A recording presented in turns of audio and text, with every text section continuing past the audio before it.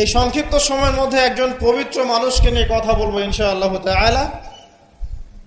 সমসাময়িক প্রেক্ষাপটে বিশেষ করে শেষ 100 বছরে যখন থেকে অটোম্যান এম্পায়ারদের ডিফিট করা হয়েছে 1921 সালের পর থেকে এই ট্রেন্ডটা খুব বেড়ে গেছে। নবী করিম সাল্লাল্লাহু আলাইহি ওয়াসাল্লামের পবিত্র চরিত্র নিয়ে এখন যে যার মতো করে ব্যাখ্যা করার প্রয়াস পেয়েছে আর কি। যদিও এটা আবু লাহাবের সুন্নাহ, আবু জাহেলের সুন্নাহ, এটা উতবা বিনতে আমের আরেকজন ছিল, উতবা বিনতে আবু মুঈদ, আরেকজন ছিল সাল্লাম বিন আবু হুকাইক, আরেক ব্যক্তি ছিল আশনাক বিন শারিক, এরকম কিছু একটা তার নাম। এই সব মানুষরা ছিল আইয়ামে জাহিলিয়াতের মধ্যে। এই মানুষদেরই সুন্নাহ আর কি এখন নতুন করে চালু করা হচ্ছে বিভিন্ন জায়গায়, মুক্ত চিন্তার নামে, বাক স্বাধীনতার নামে, কলম চর্চার নামে, বিভিন্ন নাম দিয়ে আমরা এখন নবী সাল্লাল্লাহু আলাইহি ওয়াসাল্লামের পবিত্র চরিত্র নিয়ে যা ইচ্ছা তাই কথা বলার চেষ্টা করছি বা দুঃসাহস দেখাচ্ছি। তাব্বাত ইয়াদা আবি লাহাব ওয়া তাব কি জন্য নাজিল হয়েছিল? নবী সাল্লাল্লাহু আলাইহি ওয়াসাল্লাম যখন সবাইকে সমবেত করে বলেছিলেন যে আমি যদি বলি তোমাদেরকে এই পাহাড়ের পিছনে শত্রু দল অপেক্ষা করছে, তোমরা কি আমার কথা বিশ্বাস করবে? সবাই বলেছিল যে আমরা তোমাকে আল আমিন বা সত্যবাদী বলে জানি, অবশ্যই তোমার কথা বিশ্বাস করব। তখন তিনি বলেছিলেন কুলু লা ইলাহা ইল্লাল্লাহ তুফলিহুন, তোমরা শুধু বলো লা ইলাহা ইল্লাল্লাহ, আল্লাহ ছাড়া কোনো ইলাহ নেই, তোমরা সফল হয়ে যাবে। এটা আইয়ামে জাহিলিয়াতের কথা। আবু লাহাব তালি দিয়েছিল, হাত দিয়ে তালি দিয়েছিল এবং ঢিল নিক্ষেপ করেছিল, নবী সাল্লাল্লাহু আলাইহি ওয়াসাল্লামকে কষ্ট দিয়েছিল। আল্লাহ পাক সূরা নাজিল করেছেন তাব্বাত ইয়াদা আবি লাহাব ওয়া তাব, ধ্বংস হোক আবু লাহাবের দুই হাত এবং সে নিজেও ধ্বংস হোক। কিয়ামত পর্যন্ত এই পৃথিবীতে যদি একটা মুসলিমও বেঁচে থাকে এবং সে যদি কোরআন পড়তে জানে, সে আবু লাহাবকে এই সূরা পড়ার মধ্য দিয়ে অভিশাপ দিবে ইনশাআল্লাহ তাআলা। এটা নবী সাল্লাল্লাহু আলাইহি ওয়াসাল্লামের শান আর মর্যাদা। সে শুধু একবার বলেছে হাততালি দিয়ে, এই কথা বলার জন্য আমাদেরকে ডেকেছিলে? এই কথা বলার জন্য আমাদেরকে ডেকেছ? আমরা আমাদের বাপ দাদাদেরকে, তাদের ইলাহকে ত্যাগ করে তোমার এক আল্লাহ বিশ্বাস করব, এই জন্য ডেকেছ? ঢিল নিক্ষেপ করেছিল, গালি দিয়েছিল। তার আপন চাচা নবী সাল্লাল্লাহু আলাইহি ওয়াসাল্লামের আপন চাচা, আল্লাহ পাক আয়াত নাজিল করলেন আবু লাহাব ধ্বংস হোক এবং সে নিজেও, মা আগনা আনহু মালুহু ওয়া মা কাসাব, তার এই সম্পদ এবং সে যা অর্জন করেছে পৃথিবীতে, এগুলো কোনোই কাজে আসবে না। সায়াসলা নারান যাতা লাহাব, শীঘ্রই, অচিরেই, সায়াসলা অচিরেই সে প্রবেশ করবে এমন আগুনে যে আগুন লাল অগ্নিশিখা নির্বাপিত করছে। সাথে ওয়ামরাতুহু, তার স্ত্রীও, হাম্মালাতাল হাতাব, যে কিনা কি করত? হাম্মালাতাল হাতাব, খড়কুটা বহন করত, নবী সাল্লাল্লাহু আলাইহি ওয়াসাল্লামের আঙিনায় ফেলতো। ফি জিদিহা হাবলুম মিন মাসাদ, তার গলায় থাকবে খেজুর পাকানো রশি, এটা দিয়ে আযাব দেওয়া হবে, নাউযুবিল্লাহ। কিয়ামত পর্যন্ত যত মানুষ বেঁচে থাকবে মুসলিম, যারা কোরআন পড়বে, ছোট হোক বড় হোক, ধনী গরিব, সাদা কালো, যে কোনো জায়গার, যে কোনো জাতির, যে কোনো বর্ণের, যে কোনো রঙের, আবু লাহাবকে সে কিয়ামত পর্যন্ত গালি দিতে থাকবে। এটা আল্লাহ পাকের বিচার। আর পরকালে তো তার জন্য যন্ত্রণাদায়ক শাস্তি অপেক্ষা করছে।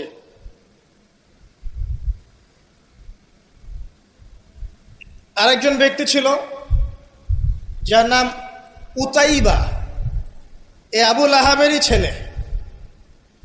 একদিন নবী সাল্লাল্লাহু আলাইহি ওয়াসাল্লামকে সে গিয়ে বলছে ওয়ান নাজমি ইযা হাওয়া, এই সূরার এই প্রথম দিকের আয়াতগুলো আমি বিশ্বাস করি না।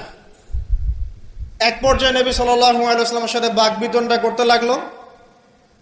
আমাদের নবীজি তো তর্ক করতেন না, স্বল্পভাষী, মিষ্টিভাষী, নরম মানুষ ছিলেন, তর্ক করতেন না, নিজে কাউকে কখনো একটা থাপ্পড়ও দেননি,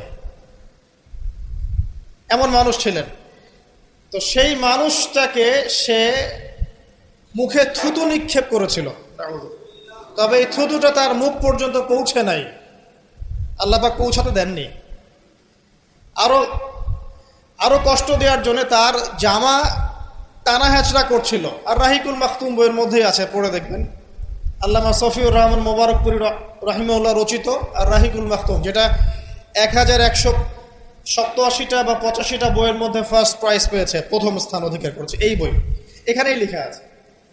তো নবী সাল্লাল্লাহু আলাইহি ওয়াসাল্লাম কষ্ট পেয়েছিলেন, কষ্টে তখন তিনি বলেছেন আল্লাহর কাছে, ওই মুহূর্তে বলেছেন, আল্লাহ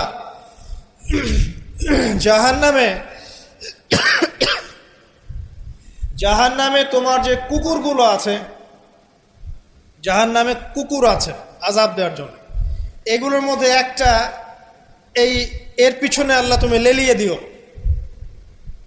এটা বদদুয়া করেছেন নবী সাল্লাল্লাহু আলাইহি ওয়াসাল্লাম। আমাদের কিছু সুশীল আছে, তারা বলতে চায় যে নবী সাল্লাল্লাহু আলাইহি ওয়াসাল্লাম কখনো কটু ভাষা ব্যবহার করতেন না, কখনোই না। প্রয়োজন বোধে নবী সাল্লাল্লাহু আলাইহি ওয়াসাল্লাম বদদুয়াও করেছেন। প্রয়োজন বোধে নবী সাল্লাল্লাহু আলাইহি ওয়াসাল্লাম টানা 1.5-2 মাস ধরে বদদুয়া করেছেন। কোথায়? রাজির ঘটনা। রাজি একটা ঝর্ণার নাম বা একটা কূপের নাম, এক একজন এক একভাবে ব্যাখ্যা করে। এখানে 10 জন সাহাবীকে চোরাগুপ্তা হামলা চালিয়ে হত্যা করা হয়। একদল লোক এসে বলেছিল, আপনার সাহাবীদের মধ্যে এমন কিছু সাহাবীকে পাঠান যাদেরকে আমাদের কওমে নিয়ে গেলে ইসলাম শেখা যাবে, মুআল্লিম। নবী সাল্লাল্লাহু আলাইহি ওয়াসাল্লাম 10 জন সাহাবীকে পাঠিয়েছিলেন। এই 10 জনকে ট্র্যাপে ফেলে, এখন যেমন মুসলিমদেরকে ট্র্যাপে ফেলে হত্যা করা হয়, ট্র্যাপে ফেলে 10 জনকে হত্যা করা হয়। 3 জন ভাগ্যবশত বেঁচে যান, পাহাড়ের উপরে আশ্রয় নেন। তাদেরকে বলে, তোমরা নেমে আসো, তোমাদেরকে ছেড়ে দিব। তারা তীরের আঘাতে ক্ষতবিক্ষত ছিলেন, তারা মনে করলেন হয়তোবা তার অঙ্গীকার রক্ষা করবে, নেমে আসলেন। নামার সাথে সাথেই তাদেরকে বেঁধে ফেললো, মক্কায় বিক্রি করে দিল। তাদের মধ্যে একজনের নাম খুবাইব রাদিয়াল্লাহু আনহু। খুবাইব রাদিয়াল্লাহু আনহু, যার নাম আমাদের যুব সমাজ জানে না। আমাদের যুব সমাজ শাহরুখ খানের নাম জানে, খুবাইব রাদিয়াল্লাহু আনহু নাম জানে না। যাকে মক্কার সবার সামনে, একটা গাছের নিচে মক্কার সবার সামনে শুলদণ্ড দিয়ে হত্যা করা হলো। শুলদণ্ড মানে পিছনের রাস্তা দিয়ে কিছু একটা লোহার দণ্ড প্রবেশ করিয়ে মাথা দিয়ে বের করে দেওয়া। এই দণ্ড দিয়ে তাকে হত্যা করা হয়েছে। হত্যা করার আগে তাকে বলা হয়েছে, তুমি কি চাও? সে বলেছে, আমি 2 রাকাত নামাজ পড়তে চাই। এবং নামাজটাকে সংক্ষিপ্ত করেছে। সংক্ষিপ্ত করে সে হাত তুলে আল্লাহর কাছে দোয়া করেছিল, আল্লাহ, উপস্থিত যারা আছে এদের একটাকেও তুমি ছেড়ো না। ওয়াকতুলহুম বাদাদা, তাদের সবাইকে তুমি সবগুলাকে এক জায়গায় করে হত্যা করো। দেখা গেছে ওই সবার লাশ বদরের কূপে পড়েছিল। বদরের পরেও যে যুদ্ধগুলো হয়েছে এগুলোতে এরা মারা গেছে। বদরের পরে যে যুদ্ধগুলো হয়েছে এরপরে এগুলো মারা গেছে। আসলে ঘটনাটা বদরের পরেই সম্ভবত। যাই হোক, আমি যেটা বলতে চাচ্ছি, খুবাইব রাদিয়াল্লাহু আনহুকে তখন অপশন দেওয়া হয়েছিল যে তোমার জায়গায় যদি মুহাম্মদ সাল্লাল্লাহু আলাইহি ওয়াসাল্লামকে হত্যা করি, তুমি কি নিষ্কৃতি নিবে? সে তখন বলেছিল রাদিয়াল্লাহু আনহু যে আমার জায়গায় মুহাম্মদ সাল্লাল্লাহু আলাইহি ওয়াসাল্লামের একটা চুলকেও যদি আঘাতপ্রাপ্ত করা হয় আমি সেটাও বরদাস্ত করব না। এবং তিনি তখন একটা কবিতা আবৃত্তি করেছিলেন, বিভিন্ন কিতাবের মধ্যে কবিতাটা আছে, ওয়ালাস্তু বালি হিনা উক্তালু মুসলিমান, আমি কোনো পরোয়াই করি না যখন আমাকে মুসলিম হিসেবে মৃত্যু দেয়া হচ্ছে। আলাই জামিন কানা লিল্লাহি মাসরাই, যে পাশেই আমাকে পাশ ফেরানো হোক না কেন, এই পাশ আল্লাহর জন্যই। ওয়াযালিকা লিলাহ ওয়া ইয়াশা, তিনি এমন একজন ইলাহ যিনি চাইলে ইউবারিক আলা ফি কুল্লি শিলইন মুমাজ্জাআত, তিনি আমার দেহের প্রত্যেকটা হাড় এবং গোশতের টুকরায় বারাকা দিতে পারেন। তাকে এভাবে শহীদ করা হয়। তো এই 10 জনকে ট্র্যাপে ফেলে হত্যা করা হয়েছিল। খুবাইব রাদিয়াল্লাহু আনহু তাদের মধ্যে একজন। খেয়াল করে দেখেন, নবী সাল্লাল্লাহু আলাইহি ওয়াসাল্লাম এই ঘটনার পরে 1 থেকে 1.5 মাস তিনি টানা বদদোয়া করেছেন এই কওমকে যেন আল্লাহ পাক ধ্বংস করে। ঠিক আরেকটা ঘটনা এর কয়েক মাস পরে ঘটে যায়, এর নাম বীরে মাউনার ঘটনা। বীরে মাউনা একটা জায়গার নাম, যেখানে একইভাবে দিন শেখার কথা বলে দায়ীদেরকে ডেকে নিয়ে এসে 70 জন দায়ীকে একসাথে হত্যা করা হয়েছে ট্র্যাপে ফেলে।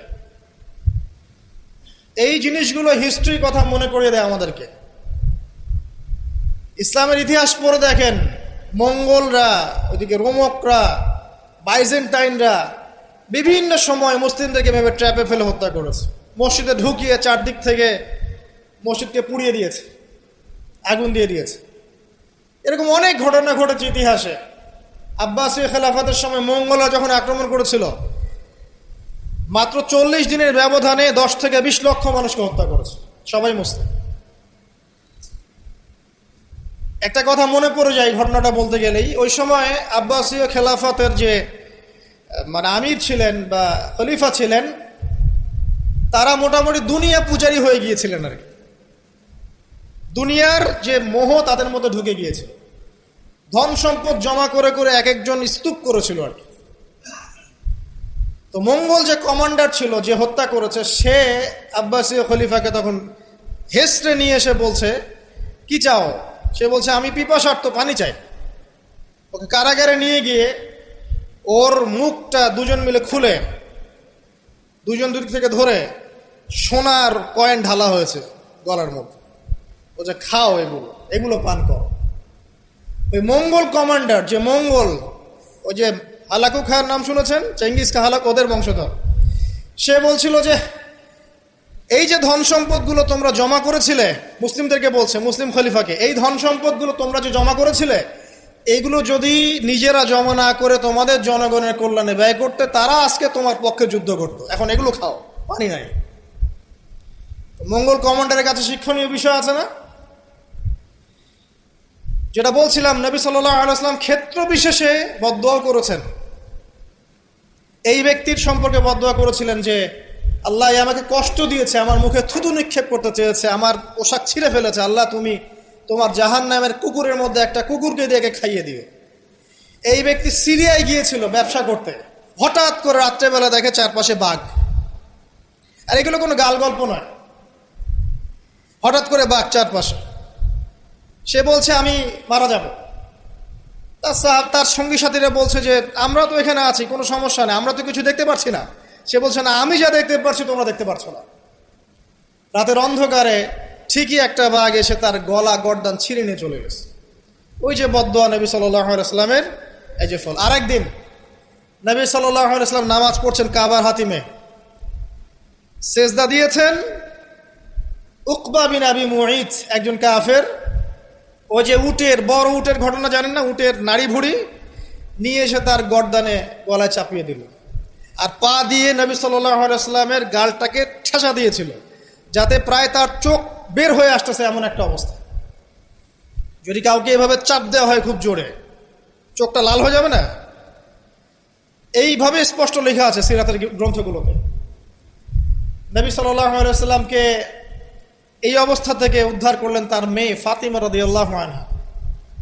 আল্লাহর নবী প্রচন্ড কষ্ট পেলেন এই দিন, প্রচন্ড কষ্ট, এবং হাত তুলে তিনি একটা একটা করে নাম উল্লেখ করতে থাকলেন। আল্লাহ, আবু জাহেল ইবনে হিশাম, উকবা বিন আবি মুঈত, উতবা, শাইবা, রাবিআ, নাম উল্লেখ করতে থাকলেন। আল্লাহ, এদেরকে তুমি ছেড়ো না, এদেরকে দেখে নিও।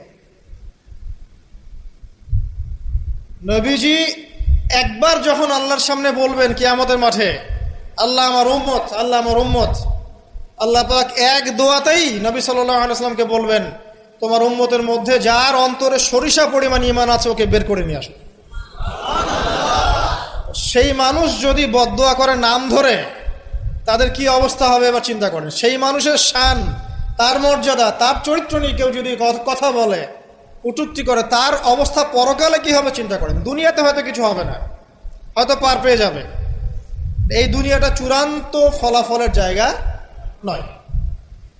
আর মুসলিমরা এখন দুর্বল,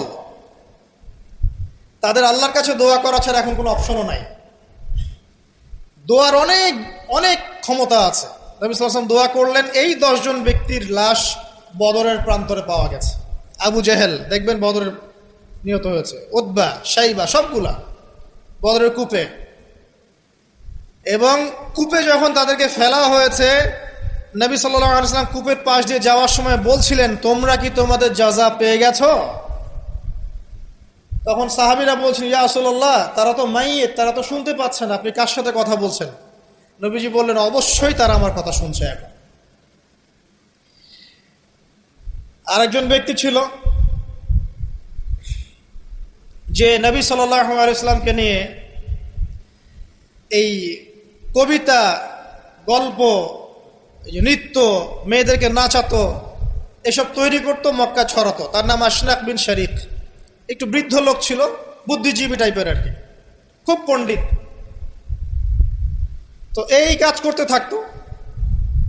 নবী করিম সাল্লাল্লাহু আলাইহি ওয়াসাল্লাম বদদুয়া করেছিলেন, প্লেগ, বসন্ত, গায়ে পচন ধরার মধ্য দিয়ে লোকের মৃত্যু হয়েছে।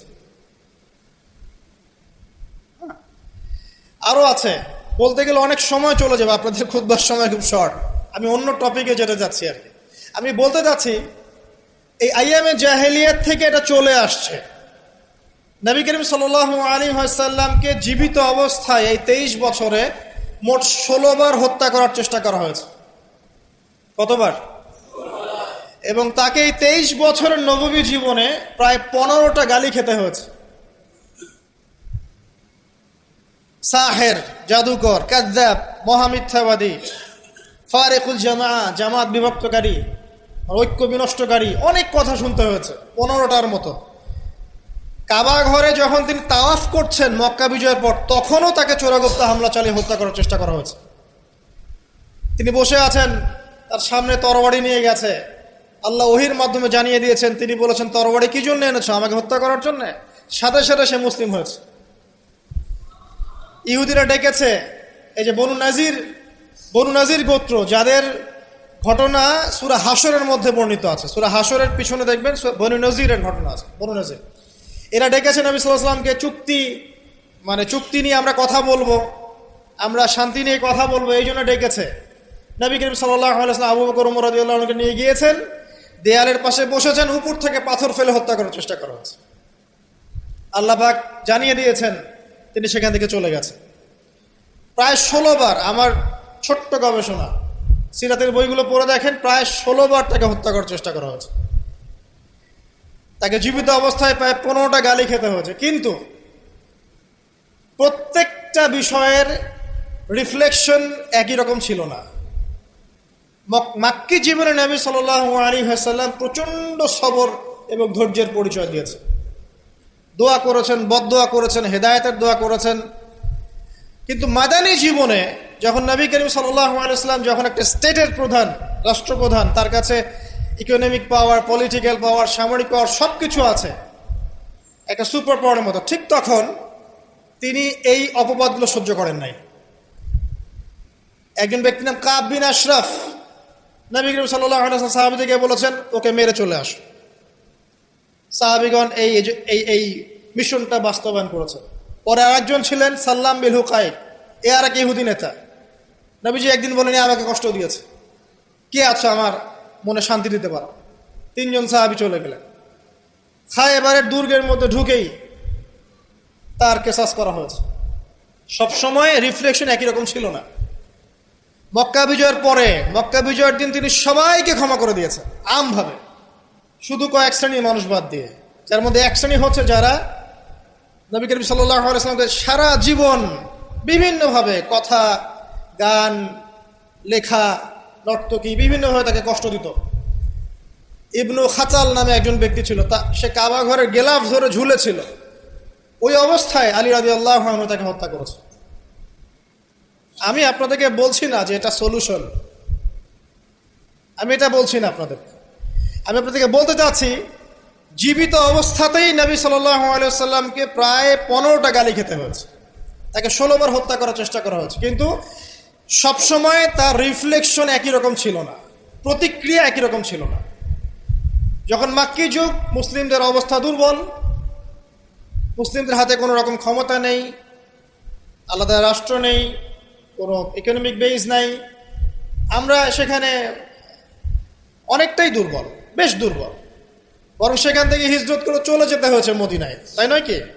সেক্ষেত্রে ওই জায়গায় নবী করিম সাল্লাল্লাহু আলাইহি ওয়াসাল্লাম কোনো রকম সামরিক এগ্রেশন নেন নাই, কোনো রকম সামরিক বা আঘাতের বদলে আঘাত এই টাইপের কোনো কনক্লুশনে তিনি যাননি। সবর করেছেন, বদদোয়া করেছেন। ঠিক যেমন আমি বললাম আমাদের করণীয় এখন এটাই, সবর করতে হবে, আপনাকে বদদোয়া করতে হবে, আপনি নিজের রাসূলের আদর্শের উপর থেকে দেখাবেন, ইত্যাদি ইত্যাদি।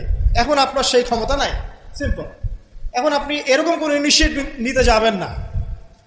এই অবস্থায় আপনি এরকম কোন ইনিশিয়েটিভ নিতে যাবেন না যেমনটা নবীজি মদিনায় নিয়েছিলেন, তাহলে মুসলিমরা উল্টা ক্ষতির মধ্যে পড়তে পারে, বরং জমিন মুসলিমদের জন্য আরো সংকুচিত হয়ে আসতে পারে। কিন্তু মদিনার যুগে নবী সাল্লাল্লাহু আলাইহি ওয়াসাল্লামের যখন সেরকম ক্ষমতা ছিল, তখন তিনি অ্যাকশন অন্যরকম নিয়েছেন। যদি কখনো এই জমিনে আল্লাহ পাক ইসলামকে আবার সেই জায়গায় নিয়ে যান, তখন সেই অ্যাকশন নেওয়া হবে। চোরের যে হাত কাটে, চুরি করলে হাত কেটে দেওয়া হয়, এটা কি আপনি এ ধরনের কোনো সিচুয়েশনে বাস্তবায়ন করতে পারবেন? পারবেন না, সিম্পল, বিকজ এটা ইসলামিক স্টেট নয়। যদি কোনো জায়গায় আল্লাহ পাক এই পৃথিবীর কোনো জায়গায় ভবিষ্যতে কোথাও এরকম কোন স্টেট কায়েম করেন, আল্লাহ চাইলে করতে পারেন, আল্লাহ চাইলে পারেন, যেটা এখন মোটামুটি বলতে গেলে সারা বিশ্বে কোথাও নাই। যেখানে যেখানে আছে একটু আইওয়াশ, এটা আইওয়াশি, আমার কাছে এটা আইওয়াশ। কারণ চোরের হাত কেটে যদি আমি ইহুদিদের সাথে বন্ধুত্ব করি, তাহলে এটা কতটুকু ইসলামিক রাষ্ট্র হলো সেটা আল্লাহ ভালো জানে। কথা বুঝতে পারছেন? চোরের হাত কাটলাম ঠিকই, কিন্তু আমি এদিকে আমার ইকোনমিক সেকশনে, সামরিক সেকশনে সব ইহুদি খ্রিস্টানদের সাথে আমি বন্ধুত্ব করে রেখেছি, এটা কতটুকু ইসলামিক স্টেট আল্লাহ ভালো জানে। যাই হোক, ওদেরকে নিয়ে মাথা ব্যথা নাই। বিষয়টা হচ্ছে, যদি কখনো আল্লাহ পাক এমন কোনো জায়গা দেন মুসলিমদেরকে ভবিষ্যতে, তখন চোরের হাত ঠিকই কাটা হবে, তখন ব্যভিচারের শাস্তি ঠিকই দেওয়া হবে, জেনার জন্য বেত্রাঘাত করা হবে, ইত্যাদি ইত্যাদি। কিন্তু সেটা তো আপনি এখন করতে পারবেন না। তাই এখন কোনো আত্মঘাতী অবস্থায় যাবেন না, এটা সবচেয়ে বড় কথা। আমার আগে সবচেয়ে প্রথম নসিহত, নবী করিম সাল্লাল্লাহু আলাইহি ওয়াসাল্লামকে নিয়ে অনেক কথাবার্তা হচ্ছে, চারপাশে হবে, এমন কোনো আত্মঘাতী পদক্ষেপ নেবেন না যাতে ইসলাম আরো সংকুচিত হয়, মুসলিমদের অবস্থা আরো খারাপ হয়ে যায়। এখন কি করবেন সেটা আমি আগে বলছি। প্রথম কথা হচ্ছে, এখন আপনাকে আমাকে নিজেকে আগে নবী সাল্লাল্লাহু আলাইহি ওয়াসাল্লামের সুন্নতের উপর দাঁড়াতে হবে। আমি প্রতিদিন ক্লিন শেভ করি, আর নবী সাল্লাল্লাহু আলাইহি ওয়াসাল্লামকে কেউ কটূক্তি করেছে, তাকে নিয়ে আমার মাথা ব্যথার শেষ নাই। আগে নিজের গালে দাড়ি নিয়ে আসো তুমি। আমি 5 ওয়াক্ত সালাতই আদায় করি না, ইসলামকে নিয়ে কেউ যদি ব্যঙ্গ করে, আমি এমন শোডাউন শুরু করি যাতে মনে হয় আমি একমাত্র পাক্কা মুসলিম, আর কেউ মুসলিমই না। আগে নামাজ পড়েন 5 ওয়াক্ত, নবীর সুন্নাহগুলো নিজের উপর আগে ইমপ্লিমেন্ট করেন, নিজের উপর আগে বাস্তবায়ন করেন। সবার আগে এটা কাজ আমাদের। দ্বিতীয় কাজ কি? নিজের পরিবারের মধ্যে ইসলামের নবী সাল্লাল্লাহু আলাইহি ওয়াসাল্লামের যে সুন্নাহগুলো আছে সেটা বাস্তবায়ন করা। এখানে তো কেউ আপনাকে চাপ প্রয়োগ করছে না। আপনি চাইলে আপনার পরিবারটাকে ইসলামিক পরিবার হিসেবে গড়ে তুলতে পারেন। এটা আপনার প্রথম দায়িত্ব, প্রথম দিকের কাজ। নবীর সুন্নাহর উপর থেকে মানুষকেও সুন্নাহর দিকে ডাকা, এটা কাজ। নবীর আদর্শে নিজে আগে এস্টাবলিশ হয়ে দেখানো যে এটাই নবীর সুন্নাহ। আজকে আমাদেরকে দেখলে অনেক সময় মানুষ বাজে মন্তব্য করে, মুসলিমরা যে মাপে কম দিচ্ছে, মুসলিমরা মজুদ করছে, মুসলিমরা সুদ খাচ্ছে, মুসলিমরা ঘুষ নিচ্ছে, মুসলিমরা দুর্নীতি করছে, মুসলিমদের দিকে আঙ্গুল তুলছে সবাই। এই জিনিসগুলো কি নবীর আদর্শ? আমরা তো নিজেরাই নবী করিম সাল্লাল্লাহু আলাইহি ওয়াসাল্লামের আদর্শের উপর অ্যাপ্রোপ্রিয়েটলি থাকতে পারছি না, তাহলে আমরা কি সত্যিকার অর্থেই আদর্শ উম্মাহ হতে পেরেছি? আমাদের প্রথম কাজ আগে এইটা, আগে নিজের উপর এটা ইমপ্লিমেন্ট করা। দেখবেন এভাবে যখন আমরা প্রত্যেকেই নবীর সুন্নাহ মেনে চলবো, জীবনে, পারিবারিক জীবনে, ইবাদতে, অর্থনীতিতে, সমাজে, চলাফেরায়, মুআমালাতে, দেখবেন ইনশাআল্লাহ তাআলা আস্তে আস্তে আস্তে আস্তে দেখবেন পরিবেশ পরিস্থিতি সব পরিবর্তন হবে। তাই প্রথম নসিহত, অনেকেই কিছু উগ্রপন্থী কমেন্ট করে থাকেন ফেসবুকে, এইটা ওইটা, এগুলোতে যাবেন না প্রিয় ভাইয়েরা। এগুলো আমাদের দিনের জন্য উল্টা ক্ষতি ডেকে আনবে। এবং যারা ইচ্ছাকৃতভাবে মুসলিমদেরকে উস্কায়, তারা চায় যে মুসলিমরা এমন কোনো কাজ করুক যাতে তারা মুসলিমদেরকে ডমিনেট করার কোনো সুযোগ খুঁজে পায়। আত্মঘাতী কোনো পদক্ষেপে যাবেন না, এটা আমার প্রথম নসিহত।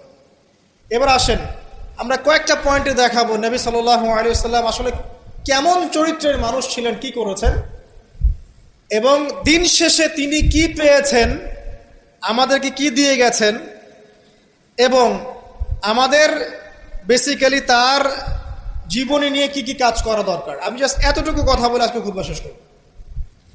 আমি একটা পয়েন্ট দিয়ে শুরু করছি। 1 নাম্বার, দেখেন নবী করিম সাল্লাল্লাহু আলাইহি ওয়াসাল্লাম যে সমাজে ছিলেন, আইয়ামে জাহিলিয়াত বলি না আমরা, কেন বলি? কারণ সেখানে জাহিলি কাজ হতো। এই তো জাহিলি কাজ মানে অজ্ঞতাপূর্ণ কাজ, মূর্খতাপূর্ণ কাজ। তাহলে জাহেলকে যে জাহিলিয়াতের কাজ করে সেই জাহেল, আলেমকে যে ইলম অনুযায়ী আমল করে সে আলেম, একইভাবে জাহেল সে যে জাহিলিয়াতের কাজ করে। আইয়ামে জাহিলিয়াতে নবী সাল্লাল্লাহু আলাইহি ওয়াসাল্লাম যখন নবী হচ্ছেন, নবী হওয়ার আগে পরের সময়টা আপনি একটু সিরাত ঘাটাঘাটি করে দেখেন, দেখবেন ওখানে মেইন সমস্যা ছিল শিরক, আল্লাহ পাকের একত্ববাদের সাথে শিরকের মিশ্রণ 1 নাম্বার। 2 নাম্বার ছিল রিবা, সুদ। সমাজের ইকোনমি পুরা সুদ ভিত্তিক ছিল। 3 নাম্বার দেখবেন মাদক, খামার, খালি মাদকের ছড়াছড়ি। 4 নাম্বার দেখবেন এই যে নারী জাতির ফেতনা, নারীর অবমাননা, নারীকে মোটেই মূল্যায়ন করা হতো না। তবে এতটুকু বলে নেই, ওই যুগেও নারীদের পোশাকটা শালীন ছিল এই যুগের চাইতে। ওই যুগেও নারীদের পোশাকটা শালীন ছিল এই যুগের চাইতে, কিন্তু ওদেরকে অধিকার দেওয়া হতো না, বৈবাহিক অর্থনৈতিক অধিকার দেওয়া হতো না। জেনা ছিল বেশি, ব্যভিচার ছিল বেশি, জুয়া এগুলো বেশি ছিল, এবং গোত্রীয় হানাহানি, দ্বন্দ্ব সংঘাত বেশি ছিল। এখন আপনি একটু ঠান্ডা মাথা চিন্তা করেন যে এই প্রত্যেকটা প্রবলেমস এখনকার বিশ্বে নাই, ওই জাহিলি যুগের চেয়ে বেশি আছে না কম আছে? এখন তাহলে কোন যুগটাকে আমরা আইয়ামে জাহিলিয়াত বলবো? ওই যুগটাই কি শুধু আইয়ামে জাহিলিয়াত, নাকি আবার জাহিলিয়াত ফিরে এসেছে? প্রতিটা জায়গায় আপনি ঘেটে দেখেন শিরকের ছড়াছড়ি আছে, ইভেন মুসলিমদের মধ্যেও আছে, মুসলিমদের ভিতরেও শিরক আছে। প্রতিটা ডিপার্টমেন্ট ঘাটেন রিবা আর রিবা। সুদ ছাড়া আমরা চলতে পারি না।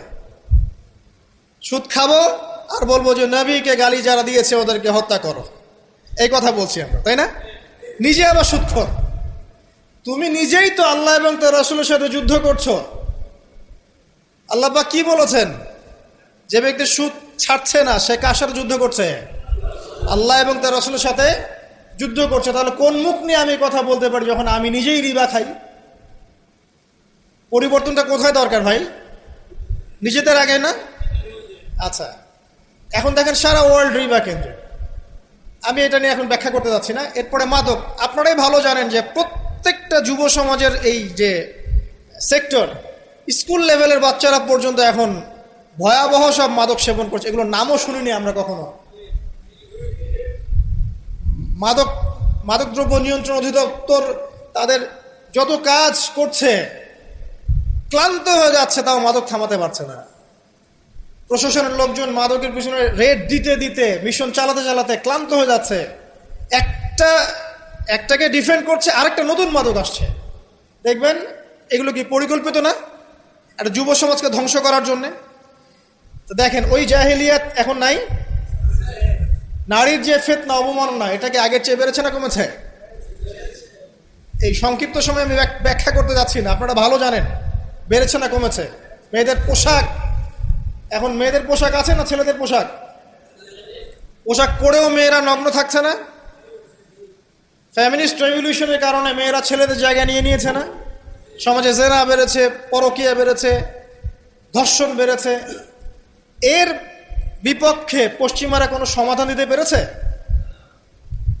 নবী সাল্লাল্লাহু আলাইহি ওয়াসাল্লামের বহু বিবাহ নিয়ে যারা কথা বলে, তাদের দেশে 91% মেয়ে ধর্ষণের, 91% যে রেপ হয়, 100% রেপের মধ্যে 91% মহিলা, এবং যাদের বয়স 20 বছরের কম, 18 বছরের কম, 18 বছরের কম প্রায় 46% সম্ভবত আমি দেখলাম মেয়ে রেপের শিকার হয়েছে ওই সভ্যতায় যারা আমাদেরকে শিখায় যে ইসলামে বহুবিবাহ কেন নবী সাল্লাল্লাহু আলাইহি ওয়াসাল্লাম এতগুলো বিয়ে করেছেন, তারা শিখায়।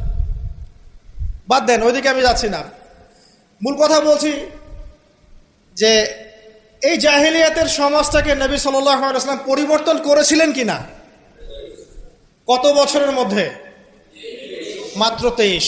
আমাকে একটা সমাজবিজ্ঞানী দেখান, একটা রাজনৈতিক নেতা দেখান, একটা অর্থনীতিবিদ দেখান, একটা দার্শনিক দেখান, একজন মহামানব দেখান, একটা লিডার দেখান যে মাত্র 23 বছরের ব্যবধানে পুরো আইয়ামে জাহিলিয়াতকে এমনভাবে পরিবর্তন করেছেন যে মক্কা বিজয়ের পরে না মক্কায় কোনো শিরক আছে, না কোনো সুদ আছে, না কোনো মাদক আছে, না কোনো নারীর হেনস্থা অবমাননা আছে, না বেপর্দা অশ্লীলতা আছে, না জেনা আছে, না ব্যভিচার আছে, না গোত্রীয় হানাহানি দ্বন্দ্ব আছে। একটা মানুষ দেখান সারা বিশ্বে। চরিত্র কি নিয়ে গঠিত হয়? শুধু কি বিবাহ কেন্দ্রিক বিষয় নিয়েই চরিত্র গঠিত? মানুষের চরিত্র বলতে আমরা কি বুঝি? তার কথা, তার কাজ, তার আকীদা, তার আচরণ, তার ইবাদত, তার মুআমালাত, তার সামাজিক ব্যাপার স্যাপার, তার সিলাতুর রহিম, তার সমাজ জ্ঞান, তার অর্থনীতির জ্ঞান, তার পলিটিক্যাল জ্ঞান, সবকিছু মিলেই তো একটা মানুষের ক্যারেক্টার। যখনই ক্যারেক্টারের প্রশ্ন আসে নবী সাল্লাল্লাহু আলাইহি ওয়াসাল্লামকে নিয়ে সরাসরি চলে যায় বিবাহ। কারণ আর কোনো সেক্টর নাই ক্যারেক্টার নিয়ে আলোচনা করার। ওগুলো তো ডিফেন্ড করাই যাবে। যাদের সাথে এই পর্যন্ত বাহাসে বসেছেন তারা তো আর ওই বিষয়গুলো বোঝে না যে কোন জ্ঞান দিয়ে এই ইন্টারনালি ব্লাইন্ড সেকুলার প্রজন্মকে ডিফেন্ড করা যায়। তারা তো ইসলামিক বিষয়গুলো শুধু উপস্থাপন করবে, বাইরের বিষয়গুলো আনতে পারছে না। সো একটা মানুষের চরিত্র কত মহান হলে স্বয়ং আল্লাহ পাক তাকে বলতে পারেন ইন্নাকা লাআলা খুলুকিন আযীম, নিশ্চয় আপনি মহান চরিত্রের অধিকারী। আল্লাহ পাক বলছেন। নবী সাল্লাল্লাহু আলাইহি ওয়াসাল্লামের 23 বছর সময় লেগেছে এগুলো পরিবর্তন করে সম্পূর্ণ আলোকিত একটা ইসলামী সমাজ প্রতিষ্ঠা করতে। একটা পয়েন্ট বললাম, তার চরিত্র আপনি বুঝে নেন, তার ক্যাপাবিলিটি বোঝেন, তার ব্যক্তিত্ব বোঝেন, তার গায়রত বোঝেন, তার শান মর্যাদা বোঝেন। 2 নম্বর দেখেন, 2 নম্বর পয়েন্ট, নবীজি যখন নবী হননি তার আগ থেকেও তিনি চেষ্টা করতেন সমাজ পরিবর্তন করতে, হেল্পফুল ফিউচার তৈরি করেছিলেন ইত্যাদি। 40 বছর বয়সে যখন ওহী আসলো, 40 বছর বয়সে যখন ওহী আসলো, কি আসলো? আল কোরআন এবং তার ব্যাখ্যা সুন্নাহ। এই কোরআন এবং সুন্নাহকে কাজে লাগিয়ে এর শিক্ষা দিয়ে এর জ্ঞানটাকে প্রচার করে মানুষের মধ্যে এর জ্ঞানটাকে ইনস্টল করে নবী সাল্লাল্লাহু আলাইহি ওয়াসাল্লাম পুরো সমাজটাকে সংস্কার করলেন। তাহলে এই যে জ্ঞানতাত্ত্বিক বিপ্লব, আমরা যেটা কথা বলি জ্ঞানতাত্ত্বিক বিপ্লব, জ্ঞানের রেভলিউশন, জ্ঞান নিয়ে কথা বলা, শিক্ষা দেওয়া, শিক্ষার মাধ্যমে অজ্ঞতার অন্ধকার দূর করা, কে সবার আগে করেছে এই 1400 বছর হিস্ট্রিতে? যারা এখন আমাদেরকে সায়েন্টিফিক এবং টেকনোলজিক্যাল জ্ঞানের কথা বলে, ওই পশ্চিমা সভ্যতাই, তারা কতদিন হলো সভ্য হয়েছে? কতশো বছর আগে সেখানে ফরাসি বিপ্লব হয়েছে, কত শতাব্দী হলো সেখানে সায়েন্টিফিক এবং টেকনোলজিক্যাল রেভলিউশনগুলো হয়েছে? 100-200 বছর, সর্বোচ্চ 300 বছর। 1400 বছর আগে নবী সাল্লাল্লাহু আলাইহি ওয়াসাল্লাম ইকরা দিয়ে জ্ঞানের রেভলিউশন করেছে, সাহাবীদেরকে জ্ঞান শিক্ষা দিয়েছেন। কোন জ্ঞান? অভ্রান্ত সত্যের উৎস, ওয়াহির জ্ঞান। ওরা যে জ্ঞান শিখাচ্ছে সেটা কি? বস্তুবাদী জ্ঞান। এখানে পরকাল নাই, এখানে আপনার জিন নাই, মালায়েকা নাই, বেহেশত নাই, জান্নাত নাই, জাহান্নাম নাই, হিসাব নাই, মিজান ফজিলত কিছুই নাই, ঈশ্বর নাই। Godless education system. ওদের ভাষায় গড বলেছে, এটা নিয়ে আবার বিতর্কিত করেন না। কথা বলতেও ভয় পাই আমি, না জানি। আর আমি মুসলিমদেরকে বেশি ভয় পাই, কারণ তারাই বিতর্কিত করতে বেশি পছন্দ করে। গডলেস বলতে বুঝিয়েছি তাদের ভাষায় ঈশ্বরহীন একটা সিস্টেম। তো আমরা জ্ঞানের যে সিলসিলা দিয়েছি 1400 বছর আগে, ইকরা বিসমি রাব্বিকাল্লাযী খলাক দিয়ে, প্রত্যেকটা সাহাবী আবু বকর, ওমর, ওসমান, আলী থেকে শুরু করে একদম শেষ পর্যন্ত দেখবেন সবাই এই জ্ঞানের আলোয় আলোকিত হয়েই সমাজ পরিবর্তন করেছে। মক্কার 13 বছরে আমরা ছিলাম, একজন সাহাবী কি কোনো কাফেরের উপর হাত তুলেছিল? দেখাতে পারবেন? কোন কাফেরকে একজন সাহাবী হত্যা করেছে বা আঘাত করেছে বা থাপ্পড় দিয়েছে? বরং আপনি দেখবেন শত শত কাফের তারা মুসলিমদেরকে আঘাত করেছে, নির্মম নির্যাতন করেছে। বেলাল রাদিয়াল্লাহু আনহুকে শুইয়ে পাথর বিছিয়েছে, চাবুক মেরেছে, গা পুড়িয়ে দিয়েছে, কত কি করেছে। আবিসিনিয়ায় চলে যেতে হয়েছে, তায়েফে গিয়ে নবী সাল্লাল্লাহু আলাইহি ওয়াসাল্লামকে নিজে মার খেয়ে আসতে হয়েছে। এই যে 13 বছর সহনশীলতার পরিচয় দিয়েছেন এই শিক্ষিত মানুষরা, তারা কি উগ্র ছিলেন? তারা সন্ত্রাসী ছিলেন? তাদেরকে কি তরবারির জোরে ইসলাম কবুল করানো হয়েছে? এই 13 বছর যে সাহাবীরা ইসলাম কবুল করেছেন তারাই তো পরে বদর যুদ্ধ করেছে, পরে উহুদে গিয়েছেন, পরে খন্দক খায়বারে গিয়েছেন। এই যে বেসিকটা তৈরি করেছি আমরা মক্কার 13 বছরে, এই 13 বছরটা কি উগ্রতা দিয়ে প্রদর্শন করা হয়েছিল? কোন রকমের আগ্রাসী মনোভাব প্রচার করা হয়েছে? কিচ্ছু করা হয়নি। শুধু জ্ঞান তাত্ত্বিক সলিউশন দেওয়া, জ্ঞান শিক্ষা দেওয়া হয়েছে, কোরআন শিক্ষা দেওয়া হয়েছে, হাদিস শিক্ষা দেওয়া হয়েছে। এই শিক্ষার মধ্য দিয়ে যখন ভিতরটা পরিবর্তন হয়েছে তখন মানুষ আল্লাহর কাছে আত্মসমর্পণ করেছে। এই ছিল আমাদের মক্কার 13 বছর। তাহলে যে জ্ঞানের কথা বলি আমরা, যে মানুষটার কাছে কোরআনের মতো কিতাব আসে, এক বাক্যে আপনি আমাকে বলেন কোরআনের একটা আয়াতকে কেউ মিথ্যা প্রমাণ করতে পারবে? কোরআন কারীমের মধ্যে যাররা পরিমাণ কি মিথ্যা আছে বা অমানবিক কোনো বিষয় আছে? মানুষ ভুলভাবে সেটাকে উপস্থাপন করে, কিন্তু যদি সঠিকভাবে উপস্থাপন করতে পারে বা সৎসাহস থাকে, কশ্চিনকালেও কোরআনে আপনি যাররা পরিমাণ ফল্ট পাবেন না। যালিকাল কিতাব লা রাইবা ফি, কোনো সন্দেহ নাই। এখন বলেন, এত পবিত্র একটা কিতাব একজন পবিত্র মহাপবিত্র সত্তার কাছ থেকে এসেছে, আর একজন জিবরাইল আলাইহিস সালাম ফেরেশতাদের লিডার, তিনি এটা বহন করে এনেছেন। এখন যে মানুষটার উপরে এটা নাজিল করা হচ্ছে তিনি কত পবিত্র চরিত্রের অধিকারী, এখন আপনি চিন্তা করেন। যদি তার চরিত্রের মধ্যে যাররা পরিমাণ অপবিত্রতা থাকতো তাহলে কোরআন কি তার উপর নাজিল হতো? কথা বুঝতে পারছেন? মনে করেন আমাদের চরিত্রে কি অসংখ্য অপবিত্রতা আছে না?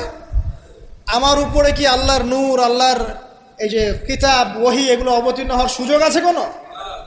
নাই। আল্লাহ পাক পবিত্র মানুষদেরকে বাছাই করেন। আল্লাহ রাব্বুল আলামিন সবচেয়ে পবিত্র মানুষকে বাছাই করেছিলেন মহাপবিত্র কিতাব দেওয়ার জন্য। এটাই তো যথেষ্ট তার চরিত্র ব্যাখ্যা করার জন্য। আর কি প্রয়োজন? যার কাছে কোরআন নাজিল হতে পারে তার চরিত্র নিয়ে কথা বলার কোনো অবকাশই নাই। তিনি যে কাজই করেছেন, যখন যে কথাই বলেছেন, যে ইনিশিয়েটিভ নিয়েছেন, প্রত্যেকটাই আল্লাহর হুকুমেই নিয়েছেন, এর হুকুমের বাইরে কিছু করেন। শুধু তাই নয়, তার শত্রুরা পর্যন্ত মক্কায় কখনো বলতে পারেনি তিনি মিথ্যাবাদী, তিনি মাপে কম দেন, তিনি ওয়াদা খেলাফ করেন, তিনি অমুক, তিনি তমুক। তার শত্রুরা পর্যন্ত এটা বলতে পারেনি।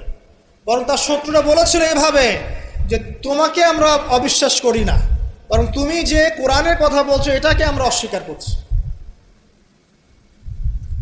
এটা 2 নম্বর পয়েন্ট। জ্ঞানের রেভলিউশন আমরা দিয়েছি, নবী সাল্লাল্লাহু আলাইহি ওয়াসাল্লাম দিয়েছে। আর এই জ্ঞান না থাকলে আপনি তো শূন্য। আমরা ঠিকই তো আছি জ্ঞানের উপরে। আর একটা বিষয় সবার কান খুলে শুনে রাখা উচিত, পবিত্র কোরআন এবং সহিহ সুন্নাহ বা নবী সাল্লাল্লাহু আলাইহি ওয়াসাল্লামের সুন্নাহর মধ্যে এমন কোনো বিষয় নাই যেটা ব্যাখ্যা করা হয়নি। এটা মানতে যদি আপনার আপত্তি থাকে, আমরা আপনার সাথে লড়াই করব না, আমরা আপনার সাথে ঝগড়া করব না, বিবাদ করব না, আপনাকে আঘাতও করব না। আপনাকে বিনয়ের সাথে বলবো আপনি আরো 10 বার স্টাডি করেন, আপনি আরো 10 বার স্টাডি করেন, কোরআন এবং সুন্নাহকে আরো 10 বার স্টাডি করেন। আপনি খুঁজে পাবেন ইনশাআল্লাহ কোরআন এবং সুন্নাহর মধ্যে কোনো রকমের ভুল ত্রুটি, মানবতা বিরোধী কিচ্ছু নেই। আল্লাহ পাক আমাদের সবাইকে বোঝার তৌফিক দান করুন। এগুলো রাখেন তো ভাই, কে বুদ্ধি দিচ্ছে? আপনি রাখেন, এটা রাখেন।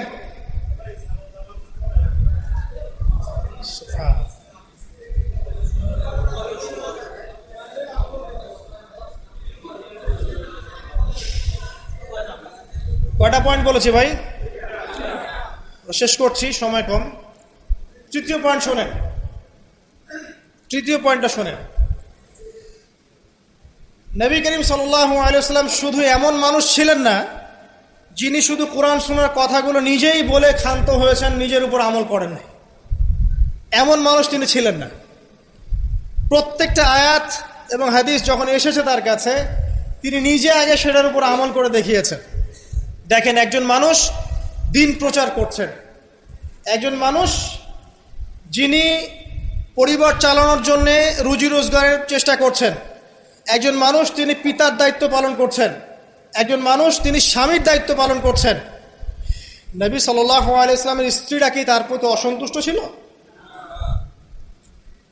একজন মানুষ যিনি আবার যখন মদিনায় গেছেন তখন সেখানকার সামরিক বিষয় ডিল করছেন, পররাষ্ট্রনীতি অ্যাপ্লাই করছেন, রাজা বাদশাদের কাছে ইসলামের দাওয়াত দিচ্ছেন, যখন প্রয়োজন হচ্ছে তখন বদরের মাঠে তিনি অস্ত্র ধরছেন।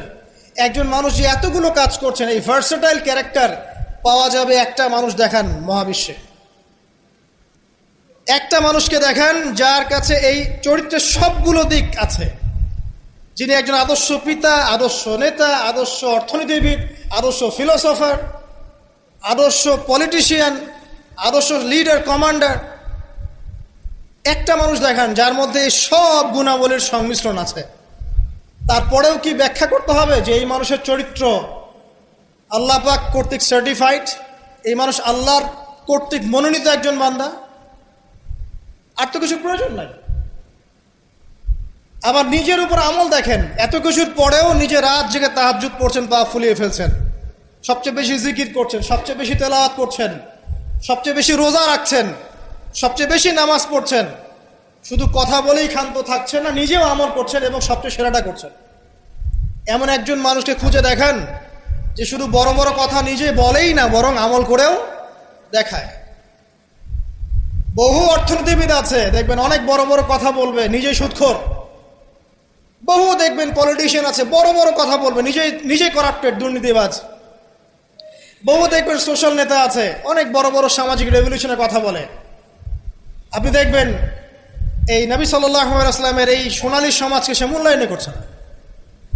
বহু দেখবেন ফিলোসফার আছে, দার্শনিক, আমরা এটাতে পড়েছি যে দর্শনের বড় বড় বিষয় নিয়ে কথা বলছে, জ্ঞান, আত্মা, ঈশ্বর, মহান সত্তা, পরম সত্তা, জ্ঞানের ডেফিনেশন, বস্তুবাদ, অভিজ্ঞতাবাদ, কত কথা বলছে। দেখবেন শেষে গিয়ে একটা কনক্লুশনও আসতে পারে না আজ পর্যন্ত। জ্ঞান আসলে কি এটার ব্যাখ্যাতে আসতে পারে নাই, একটা কনক্লুশন আসতে পারে নাই। আমরা যেমন বলছি জ্ঞান মানে ওয়াহি, আল্লাহর ওয়াহি হচ্ছে চূড়ান্ত জ্ঞান, সিম্পল, শেষ, ফুল স্টপ।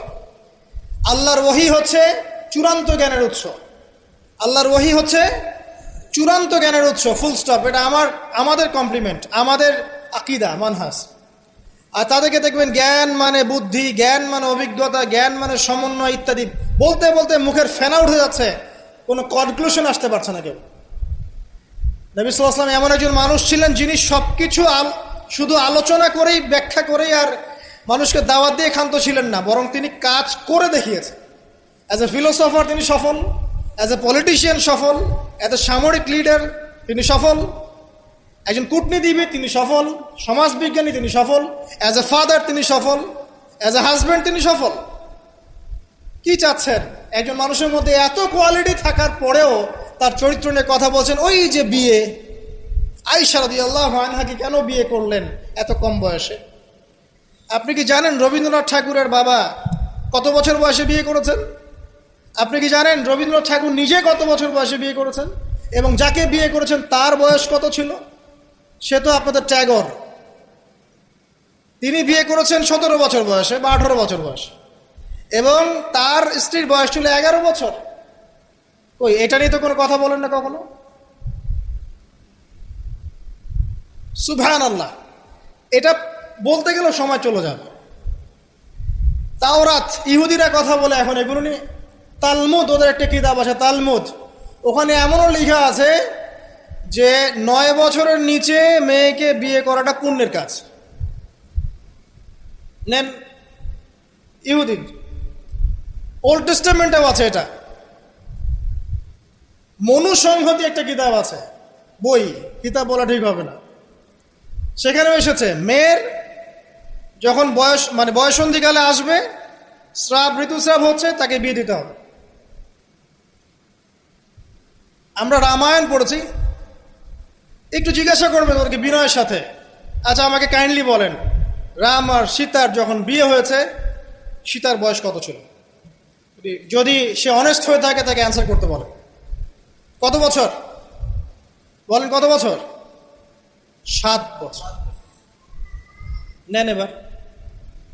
বহু বিবাহের কথা বলছেন, আপনাদের অবতারদের হিস্ট্রি ঘেটে দেখেন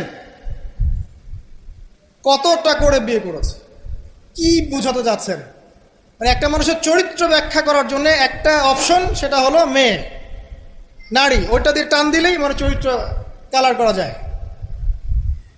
সবচেয়ে বড় কথা শোনেন, হাদিসটা সহিহ বুখারীতে এসেছে, কিন্তু সবচেয়ে বড় কথা হচ্ছে অনেক স্কলার মুসলিম বিশ্বের, তারা কিন্তু এর সাথে অনেক সময় দ্বিমত পোষণ করেছেন যে সত্যিকার অর্থে আয়েশা রাদিয়াল্লাহু আনহার বয়স তখন 9 ছিল কি না, এটা নিয়ে অনেক কথা আছে। আমি শুধু না, অনেকেই কথা বলেছে। হিস্ট্রি ঘেটে দেখেন, অনেক আলেম কথা বলেছেন। কেউ বলেছেন তখন বয়স ছিল 15, কেউ বলেছেন 17, কেউ বলেছেন 18। একজন তো গাণিতিক হিসাব মিলিয়ে দেখিয়েছেন যে বয়স ছিল তখন 18। আর একটা কথা আসলেই চোখ বন্ধ করে এটাকে হজম করে নিয়ে আমরা এটাকে ডিফেন্ড করার চেষ্টা করি। সুবহানাল্লাহ। বাদ দেন, ওইদিকে যাচ্ছি না। আমরা এই বিষয়গুলোকে নিয়ে তর্ক করার জন্য খুতবার আয়োজন করছি। তার চরিত্রের যে মৌলিক বিষয়গুলো, এগুলো সমাজের সামনে উপস্থাপন করাটা মূল উদ্দেশ্য। আমি 3টা পয়েন্ট বলেছি, আরেকটা পয়েন্ট বলছি শোনেন।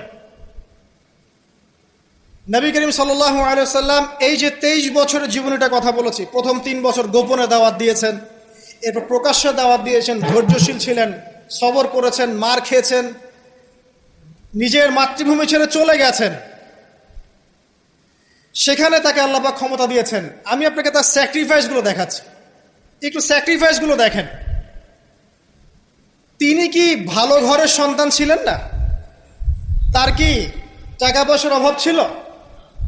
তার স্ত্রী খাদিজা রাদিয়াল্লাহু আনহা, যাকে তিনি 40 বছরের একজন নারীকে তিনি বিয়ে করেছেন, এই জায়গায় কিন্তু তাদের কোনো কথা নাই, আছে? যখন তার বয়স মাত্র 25 বছর, কোন 25 বছরের যুবক 40 বছরের নারীকে বিয়ে করতে চাইবে? এবং তিনি যতদিন জীবিত ছিলেন ততদিন তিনি আরো স্ত্রী গ্রহণ করেন নাই। বাদ দেন, তার কিন্তু টাকা পয়সা, আধিপত্য, প্রতিপত্তি, বংশের এগুলোর গৌরবের অভাব ছিল না। তারপরেও তার স্যাক্রিফাইসগুলো দেখেন। তিনি মার খাচ্ছেন, তার দাঁত শহীদ হচ্ছে, তার রক্ত ঝরছে, তায়েফে তার রক্ত দিয়ে জুতা আটকে গেছে, তাকে গালি খেতে হচ্ছে, তাকে হত্যা চেষ্টা সহ্য করতে হচ্ছে, আত্মীয় স্বজন তাকে ছেড়ে চলে যাচ্ছে, তাকে অর্থনৈতিক বয়কট করা হচ্ছে, গাছের ছাল পাতাকে শিয়ারে আবু তলেবে 3 বছর তিনি সময় কাটাচ্ছেন, নিজের মাতৃভূমি ছেড়ে চলে যেতে হচ্ছে, কষ্ট, যুদ্ধ করতে হচ্ছে, না খেয়ে থাকতে হচ্ছে, খন্দকের যুদ্ধে নিজের এই পেটের মধ্যে পাথর বেঁধে থাকতে হচ্ছে, পরপর 3 দিন তার ঘরে চুলা জ্বলছে না, তার ঘরে খাবার নাই, এই খেজুরের রস খেয়ে তিনি জীবনযাপন করছেন, তার স্ত্রীদের ঘরেও খাবার নাই। একজন মুসাফির এসেছে, খাবার চাচ্ছে, তিনি বলছেন দেখো আমার স্ত্রীদের ঘরে খাবার আছে কিনা। প্রত্যেকটা স্ত্রীর ঘর সার্চ করে একটা খাবার পাওয়া গেল। স্যাক্রিফাইস করছেন, ঘুম নাই, বিনিদ্র রজনী যাপন করছেন। এই যে শারীরিক কষ্ট, মানসিক কষ্ট, অর্থনৈতিক কষ্ট, দেশ ত্যাগ করা, এই যে কঠিন সবর, সংগ্রাম, মুজাহাদা, তার স্বার্থটা কি আমাকে বল? তার কি স্বার্থ? এখানে নবী সাল্লাল্লাহু আলাইহি ওয়াসাল্লামের ব্যক্তি স্বার্থটা কোথায়? তাকে তো আল্লাহ পাক মাকামে মাহমুদ দিয়েছেন, জান্নাতের সর্বোচ্চ মাকাম আল্লাহ পাক তাকে দিয়েছেন। ইন্না আতাইনাকাল কাউসার, তোমাকে আমি কাউসার দিয়েছি, সম্মান দিয়েছে, মর্যাদা দিয়েছে। আলাম ইয়াজিদকা ইয়াতীমান ফাআওয়া ওয়া ওয়াজাদাকা দাল্লান ফাহাদা ওয়া ওয়াজাদাকা আইলান ফাগনা। আছে না সূরা? আলাম নাশরাহ লাকা সাদরাক ওয়া ওয়াদা'না আনকা ওয়িজরাক আল্লাযী আনকাযা যাহরাক ওয়া রাফা'না লাকা যিকরাক। তার জিকির, তার স্মরণকে সম্মানিত করা হয়েছে। সারা দুনিয়ার মানুষ তার নাম শুনলে সাল্লাল্লাহু আলাইহি ওয়াসাল্লাম পড়ে। প্রত্যেকটা মুসলিম এই উম্মতে মুহাম্মাদের মধ্যে, মুসলিম বা নন মুসলিম, হুয়েভার হি ইজ, তার মৃত্যুর পরে তার চেহারা তাকে দেখানো হবে, বলা হবে এই ব্যক্তিকে যাকে তোমাদের কাছে পাঠানো হয়েছে। তিনি আমাদেরকে ভাই বলে সম্বোধন করছেন। তিনি বলছেন, কাশ আমি আমার ভাইদেরকে দেখতে পেতাম। সাহাবীরা বলছেন, আমরা কি আপনার ভাই নই? তিনি বলছেন, না, তোমাদের পরে যারা আসবে আমাকে না দেখেই বিশ্বাস করবে এরা আমার ভাই। সব নবীকে দোয়া কবুলের এখতিয়ার দিয়ে দেওয়া হয়েছে। সব নবী দোয়া দুনিয়ায় করে ফেলেছেন। আমাদের নবীজি এত কষ্ট করার পরেও দুনিয়াতে দোয়া করেন নাই।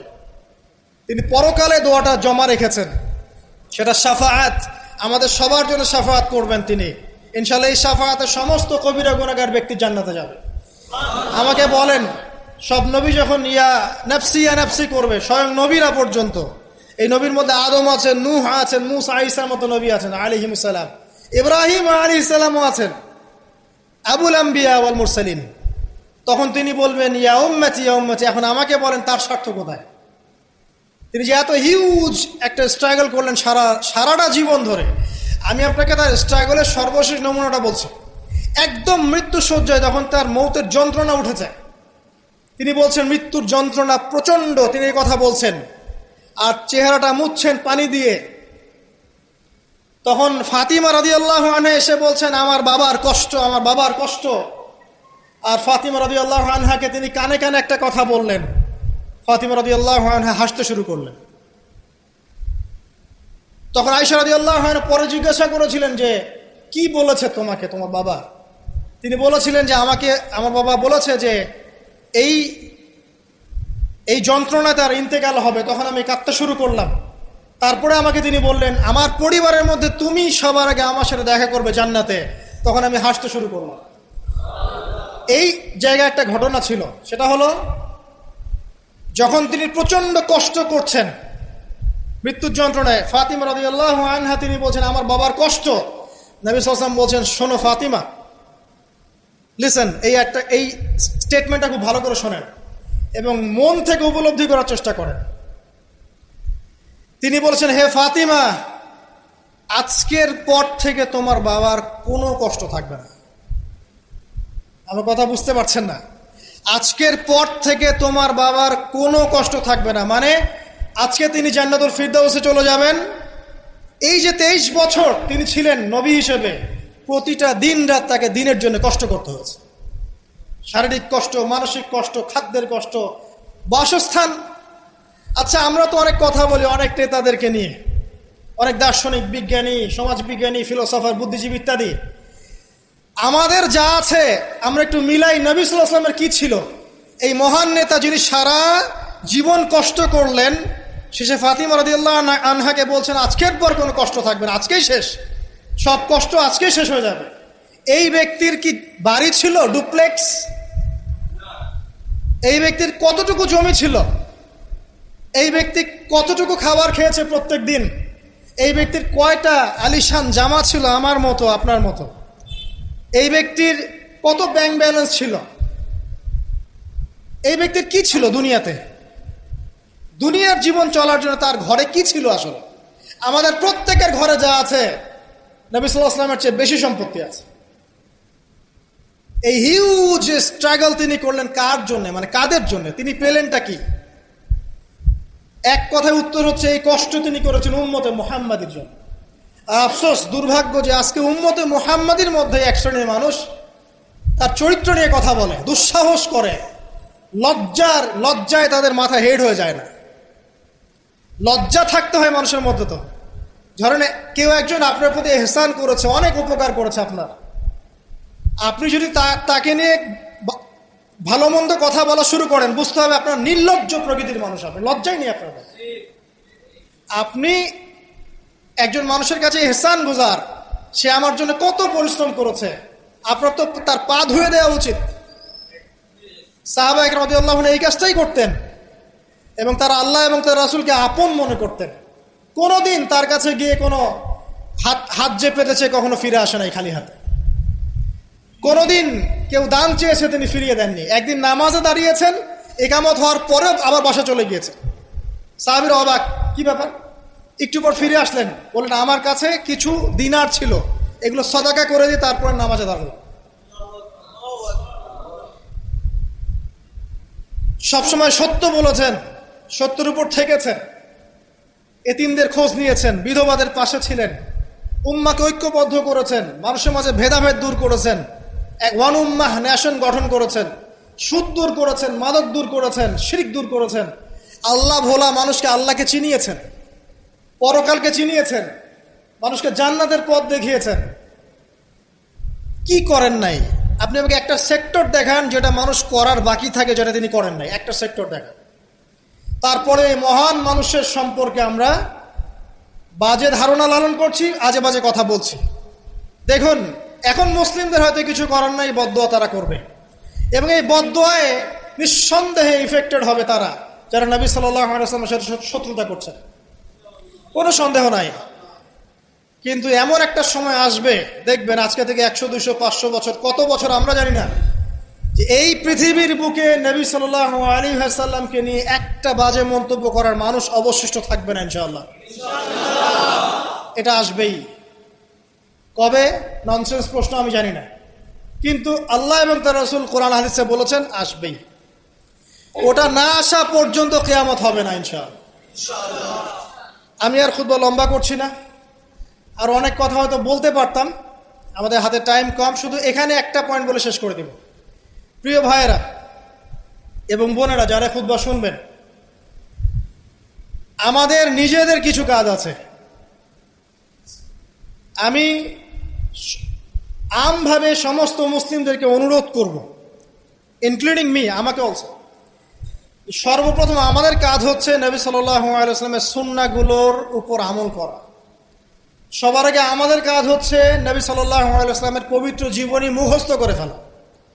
এখন ওয়াদা করেন আল্লাহর কাছে যে আগামী 1 থেকে 2 মাসের মধ্যে আপনি যে যেখানে পড়াশোনা করছেন করেন, আমার কোনো আপত্তি নাই। নবী সাল্লাল্লাহু আলাইহি ওয়াসাল্লামের পবিত্র জীবনী অন্তত আর রাহিকুল মাখতুম বইটা মুখস্থ করে ফেলবেন।